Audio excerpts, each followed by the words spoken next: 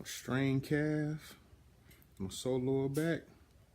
Was it really worth it?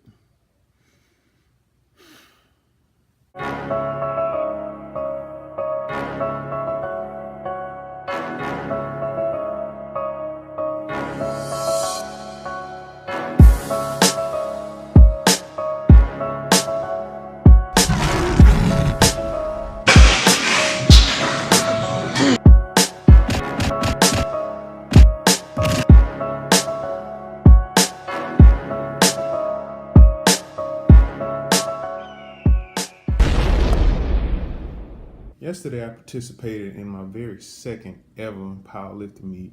Now, if you've been following the channel for some time, you know that I've been prepping pretty hard and training went well as opposed to a few minor bumps in the road on the bench press, but training went pretty well. But yesterday, ooh boy, for starters, for the first time ever, I missed my first lift.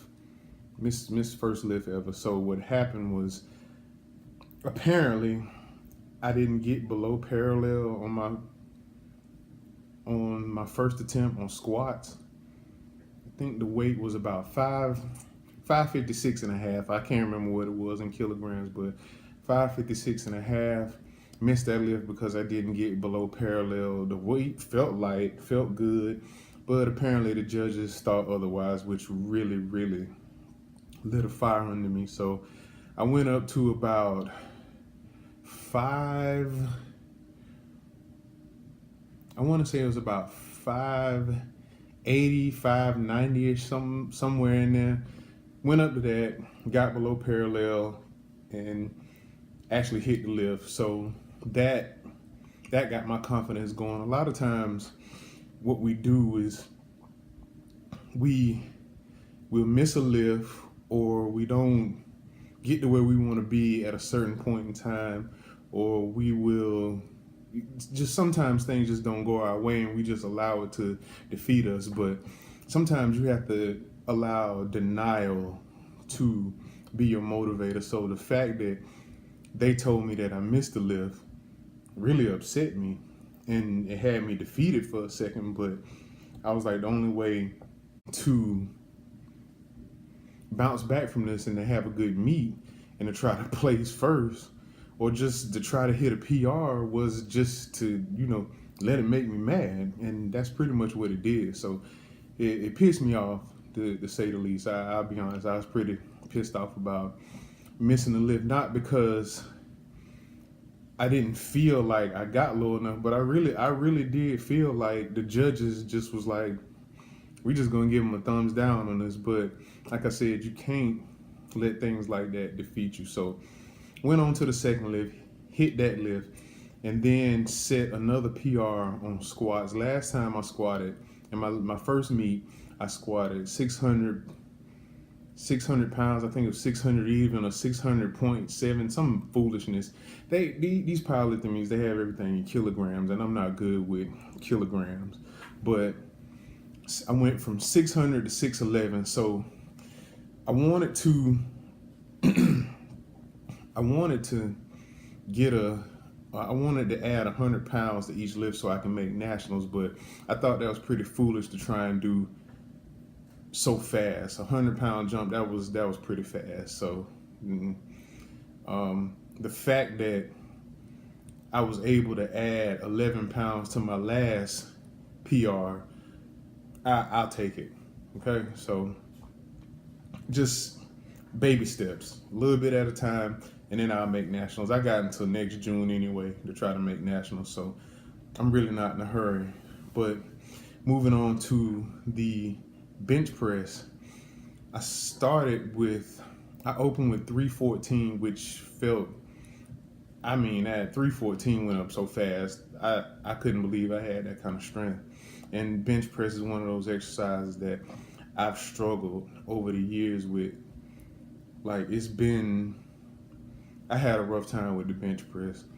I'm still looking to try and get the 4 plates. As if you remember the video, I think it might have been a couple videos prior to this one, I missed 365 in training. I think what happened was I burned myself out on the warm-ups, but I still, even though I tried to look at that as something, okay, this may have been what went wrong on this lift, still I really didn't think that 365 was on the forecast for this meet. So 314, opened with 314, jumped up to about 353, and my PR, what I hit at the last meet was 358, so that made a PR on the bench press 358. So hit 352, which wasn't as fast as 314, but it was a lot faster than what I expected.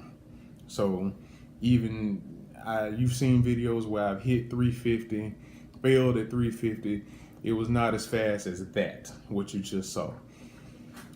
Then we jumped my third and final attempt to 374 pounds. I was a little concerned, and really confidence was a little low going into the lift, but 374 didn't go up as fast, but it still went up. So that lift was good. So now I'm kind of on a roll, and I found my groove after starting off slow.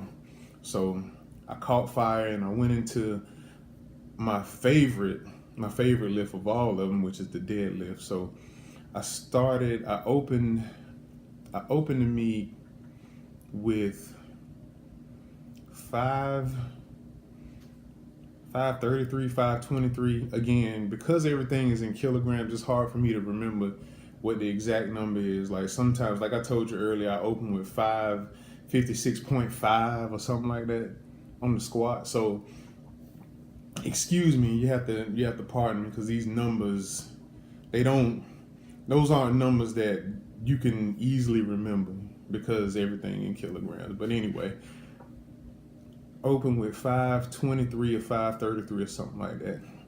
Then jumped up to 584. And the deadlift, everything felt fast and easy on the deadlift. Then the third and final attempt, we jumped up to 617 pounds, which is a 17-pound jump from my previous meet, which was 600 pounds. So again, we just gradually adding, one step at a time, not trying to do too much. The idea was for me to hit 385 on the bench, 700 on the squat, 700 on the deadlift. But I think what knocked my groove off, and what kind of, what kind of threw me off my game, was the fact that I missed that first lift, and I just couldn't figure out. I was still trying to wrap my mind around the fact that they gave me a thumbs down on the lift. But again, along those same lines, I allowed it to piss me off and direct my rage in the right direction. So when you have a rage, or you get angry about some things, gear that anger towards something positive. Like it's really not that hard. A lot of times we have a lot of setbacks and stuff, and we use our rage the wrong way, and we do that, and then once we suffer the consequences for making our decisions, then we want to point the blame at something that happened to us previous, or we want to point the finger at somebody else, when at the end of the day you have control of your own life. That's why I named myself the Vigilante. I know you're not supposed to give yourself a nickname, but I named myself the Vigilante because I felt like one of the things that impressed me about me was the idea that I decided to take matters into my own hands, but I allowed my rage and my anger and the fact that I was always being denied opportunities, I directed all those negative things and put it into something positive. So I know I've been rambling and going on, and I hope y'all enjoyed the meet, but really, I know the main reason you wanted to see this video was to know whether or not I won.